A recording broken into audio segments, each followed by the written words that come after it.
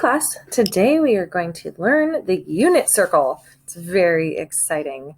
The homework, because this is kind of like a mid-chapter random day, your homework for this section is going to be posted on the calendar, and it's going to be more just like digital practice. Or you can do the quizzes that I'll post on the Google Classroom to practice the unit circle. All right, so we've got two special right triangles that we saw in our notes the other day, and we're going to kind of base all of our pieces of the unit circle off of these two triangles. So remember, when I told you it's important to memorize these triangles, I was not kidding. So 30, 60, 90 triangle, we have 1, 2, square root of 3, and 45, 45, 90, we have 1, 1, square root of 2. And then we want to make sure we remember our SOHCAHTOA, and pretty much everything else can be based off of that. When you're looking at the unit circle, so what this is, if you're like, what is this? It's an XY axis. Here's our x-axis, here's our y-axis. And so we can graph points, and we call it a unit circle because the radius of this circle, radius, is going to equal 1. So 1 unit, we call it the unit circle.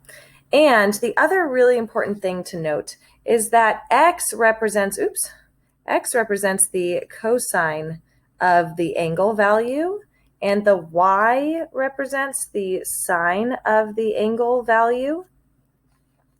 So on each one of these points, the x value is going to be the cosine, and the y value is going to be the sine of whatever that angle is. Now here, we're going to start with our angles. We're going to start with 0 degrees, and then 30 degrees, 45 degrees, 60 degrees, 90 degrees. So these are the only angles we're really focusing on as we go around the circle. And then if we think about what this point here is, this blue point, this is the cosine of 45 degrees and the sine of 45 degrees because I'm at the point where the angle here is 45 degrees. So that's kind of how this works. If we go around with the rest of our angles, let's see, 90 plus 30 is 120, and then plus another 15 is 135, plus another 15 is 150 and 180, and let's see, plus 30 is 210, plus 15, 225, plus 15, 240, plus 30 is 270. So you can kind of hear how I'm doing this in my head. So the larger gaps here are always 30-degree gaps, and the smaller gaps are 15-degree gaps. So that's how I'm adding as I go around. 270 plus 30 is 300, plus 15, plus another 15, plus 30 gives us our 360. So going all the way around, those are our angles. Now, those are degrees. Remember, we have two ways of talking about angles. We have degrees and we have radians. And radians are kind of almost more important in this chapter than degrees, because when we start graphing sine and cosine graphs, we have to use radians, not degrees. So here I've got 0 is still 0 radians. 30 is going to be pi over 6 radians because pi is 180. 180 divided by 6 is 30. We have pi over 4, pi over 3, pi over 2, and then I have pi, I just kind of do them a little out of order, 3 pi over 2, 2 pi. So these are kind of the easiest ones to deal with. Now, as we go around, if you think about 120 degrees is 2 times 60, that's going to be 2 times pi over 3. So we get 2 pi over 3s. If we think about 150, that's 5 times 30. So I get 5 pi over 6. And then the 135 is 45 times 3. So I get 3 pi over 4. And I can kind of use these multiples of the first quadrant angles to get the rest of them here. So 210 is going to be 7 pi over 6. I've got 5 pi over 4.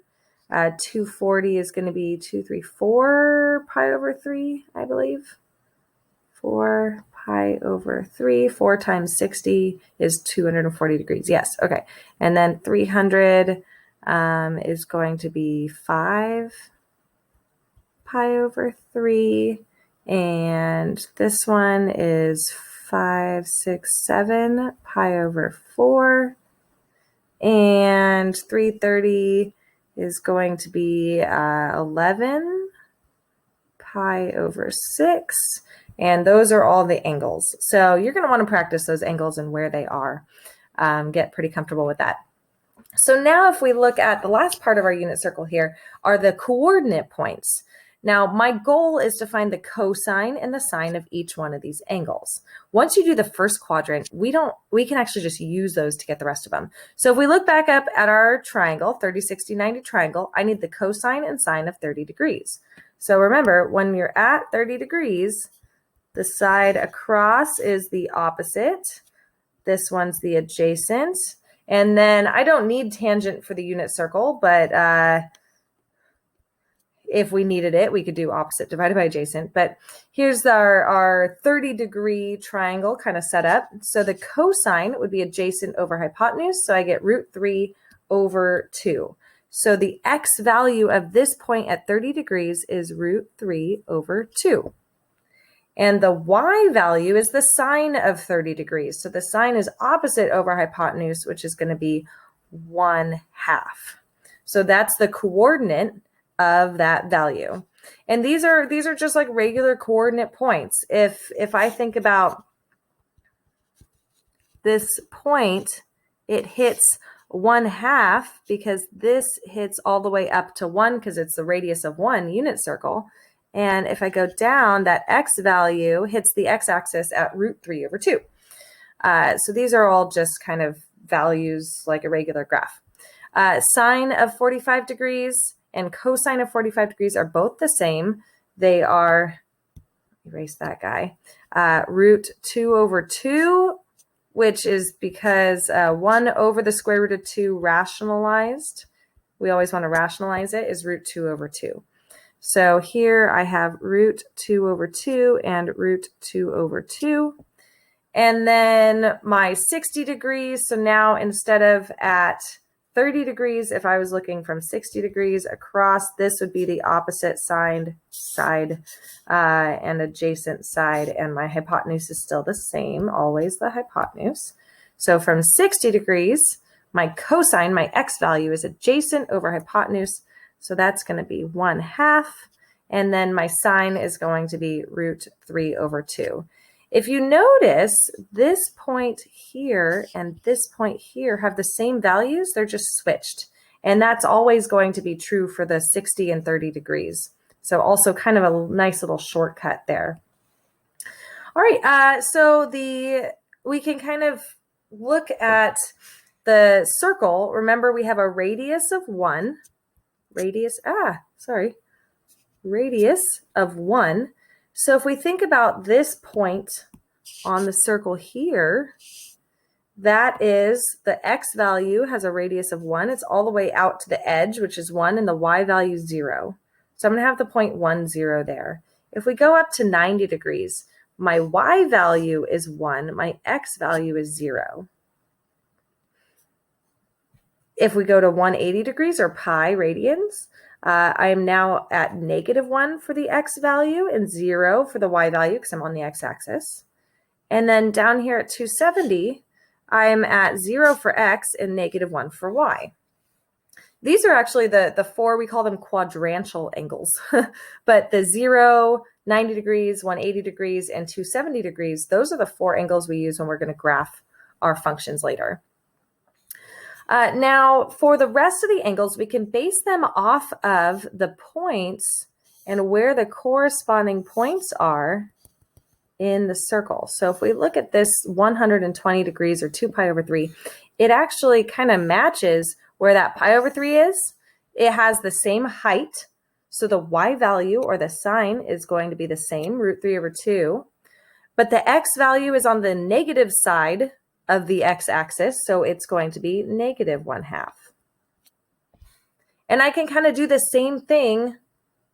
What just happened? Sorry. I can do the same thing for the rest of the angles. So 3 pi over 4, we can just kind of look straight across from pi over 4 and negate the x value, negative root 2 over 2, but the y value is still positive, so it stays the same. Same with 5 pi over 6, I have negative root 3 over 2 and a positive 1/2. We can do the same things with these angles here, just kind of matching them vertically. So I can think of this one matching this one. The x value is still negative root 3 over 2, negative root 3 over 2. And now the y value is also negative, negative 1/2. Here I've got negative root 2 over 2 and negative root 2 over 2. And then 4 pi over 3 is going to be negative 1/2 and negative root 3 over 2. So in that third quadrant, if we think about this third quadrant, x is negative and y is negative. So my sine and my cosines for that quadrant are going to be negative. If we think about back up to the second quadrant, x is negative and y is positive. So the cosine values are negative, but the sine values are positive in that quadrant. In my fourth quadrant here, my x is positive, but my y values are negative, just like on any other graph. So when I write my cosines, they're all going to be positive, and my sines are going to be negative. So here I have root 3 over 2 and negative 1/2. I have root 2 over 2 and negative root 2 over 2. And let's see, 60 degrees starts with a 1/2. So I have a 1/2 and a negative root 3 over 2. So that's how you get all of these values for the unit circle. Now the last little things I have here are these positive, negative value pieces. So this is kind of, if you think about just x and y, in the first quadrant, all of them are positive. Cosine, sine, tangent, cosecant, secant, cotangent, they're all positive because x's are positives and y's are positive. So everything's positive and none for negative in the first quadrant.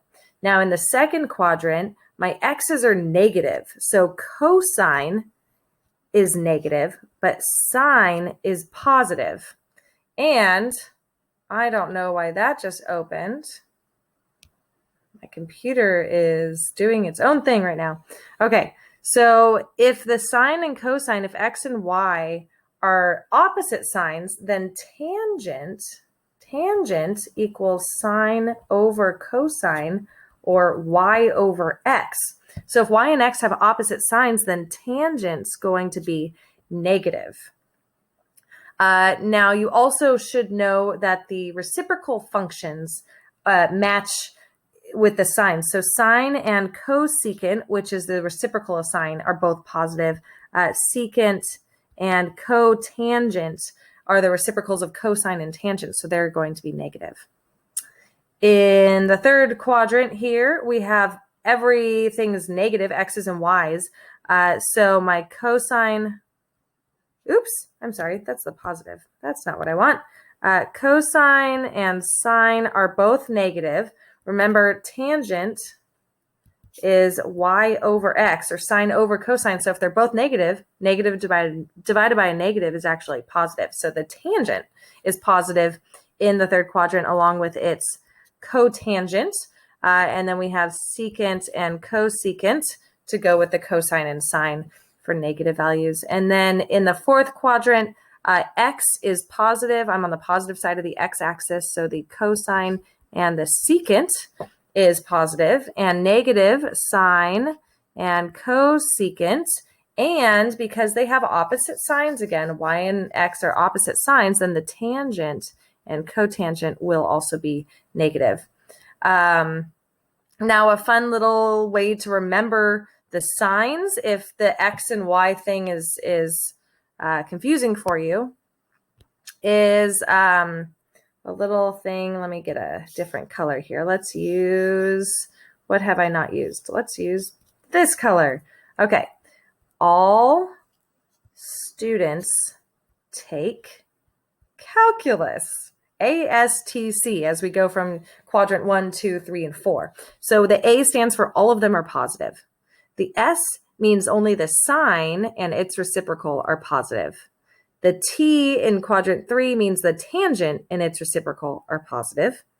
And in quadrant 4, the C means the cosine and its reciprocal are positive. So all students take calculus. It's a nice little way to remember which ones are positive inside of the quadrants. And that's it for the unit circle. There are extra unit circle videos on the calendar if you needed some more help.